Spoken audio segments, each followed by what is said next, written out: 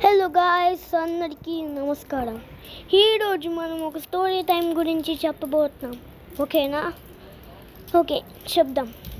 ఏంటంటే ఒకరోజు నేను ఒక 6th క్లాస్ చదువుతున్నప్పుడు నాకు ఒకసారి ఏం జరిగిందంటే, ఒకసారి అక్కడ నేను అప్పుడే దివాళీ అయ్యింది. అప్పుడు నేనేమో ఆ ఫెస్టివల్ అవుతున్నప్పుడు ఒక క్యాండిల్ అయ్యింది.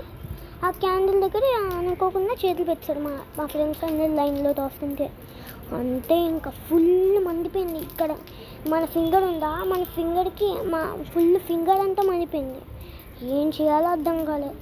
ఇప్పుడు మా ఫ్రెండ్స్ అందరూ చూసి అడే అడే అడే అంటున్నాడు. అప్పుడు అలా కళ్ళు మూసుకుపోయాను.